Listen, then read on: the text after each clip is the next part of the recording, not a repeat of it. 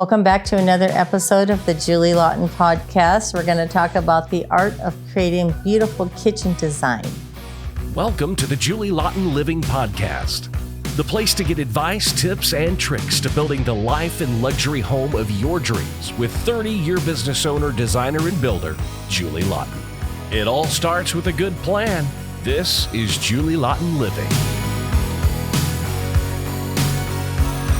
The key elements to doing the kitchen design right is all about space planning, how you live and how you function. Who cooks, who cleans, who does the dishes, how many people are in your family. So every job is unique according to who actually does the work and how they want it to look. It's a whole interview process we go through, but it seriously starts with space planning. And I had one client, she was amazing. She had like an English flair and her kitchen was totally small bone and bespoke. And we measured every single dish and every single container. And it was fabulous because it came out with every shelf behind glass and behind the doors. It was just over the top precision. Every drawer pulled out, everything was walnut inside, plus the organizational level was over the top. That was my favorite kitchen. Okay, there's a big thing about aesthetics and practicality.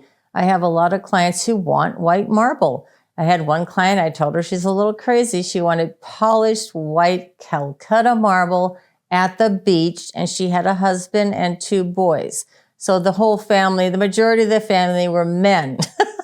Not that you're messy, of course, but young boys with a busy schedule.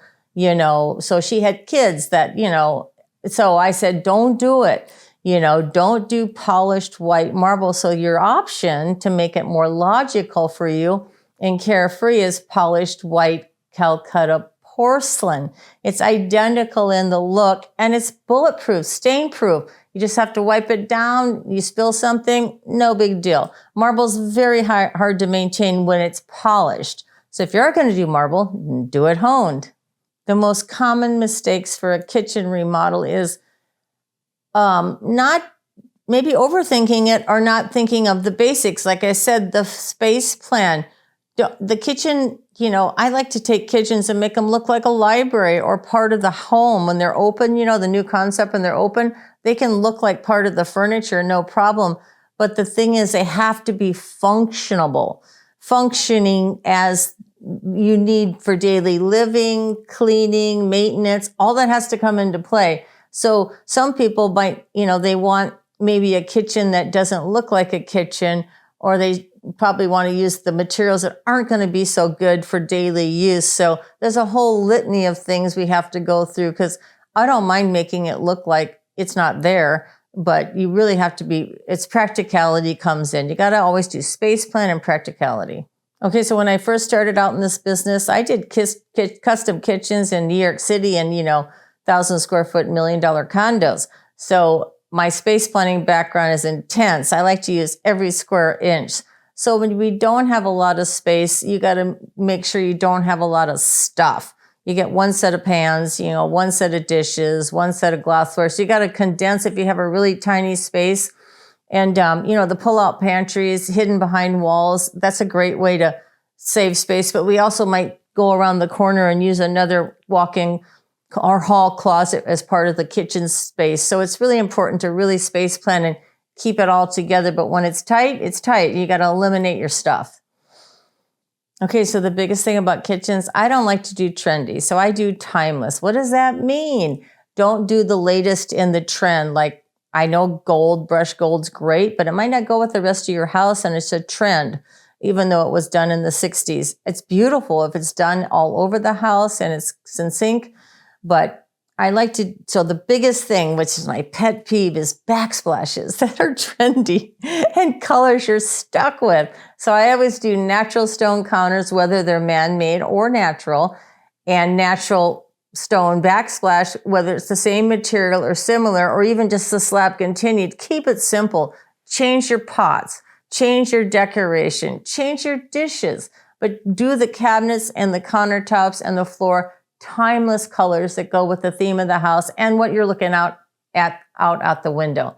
can't speak. When you're looking out the window, my whole thing about everything has to flow. So it should be timeless and easy on the eye. Okay, so technology in the kitchen, it's really about, your oven and your refrigerator. Does it tell you what to do? Does it have the functions? Do you have timers built in? It's kind of it's the equipment you buy that drive the technology for what you're doing. So that's a whole detailed conversation, but the technology aspect of the kitchen is also adding speakers, surround sound, and places to do your work and your computer. So you have maybe a screen with all your menus and whatever you want to do when you're in the kitchen. So it's bringing in the equipment to complete the technology needs. So when you have this new technology and new appliances, there's things you can put on your phone. There's also reminders and warranties, but the phone can act as a base port for a lot of applications that are available for your new appliances. There's a million things you can do on your phone. I think you can start your coffee pot on your phone now, right? So that's the technology. Thank you for joining me on another episode of Julie Laughton Podcast. And this one, we talked about the art of custom kitchen design, and I hope to see you on the next one. Thank you for joining us for this episode of Julie Laughton Living. For more information or to connect with Julie one-on-one, visit julielaughtonliving.com. And don't forget, it all starts with a good plan.